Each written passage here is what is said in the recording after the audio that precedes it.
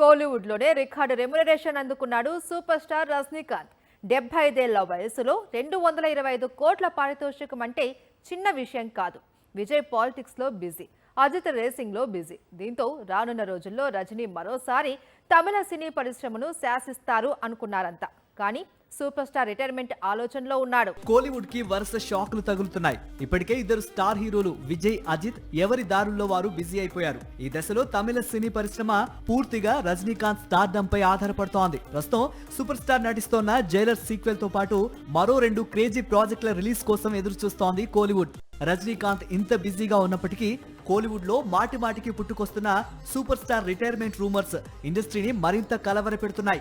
మొన్నటికి మొన్న కమల్ తో మల్టీ స్టారర్ తర్వాత రజనీకాంత్ రిటైర్మెంట్ రూమర్స్ వినిపించాయి. కానీ ఇప్పుడు మాత్రం నరసింహ సీక్వెల్ తర్వాత రజనీకాంత్ సీరియస్ గా రిటైర్మెంట్ తీసుకునే ఆలోచన చేస్తున్నారట. ప్రస్తుతం ఈ వార్తలు కోలీవుడ్ ను షేక్ చేస్తున్నాయి. గతంలో బాబా రిలీజ్ సమయంలో ఇలాంటి నిర్ణయం తీసుకుని వెనక్కి తగ్గాడు సూపర్ స్టార్.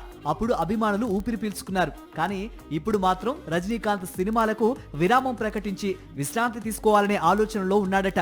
ఇదే నిజమైతే మాత్రం ఆయనకు ఉన్న కోట్లాది మంది అభిమానులకు, అలాగే కోలీవుడ్ సినీ పరిశ్రమకి ఇంతకు మించిన షాకింగ్ న్యూస్ ఉండదు. సాక్షి టీవీ ప్రసారాలను నిలిపివేయడం చట్టరీత్యా నేరం. సాక్షి టీవీ ప్రసారాల కోసం మీ స్థానిక కేబుల్ ఆపరేటర్ని వెంటనే సంప్రదించండి. డిటిహెచ్లో, ఇంటర్నెట్లో కూడా సాక్షి టీవీ ప్రసారాలను వీక్షించవచ్చు.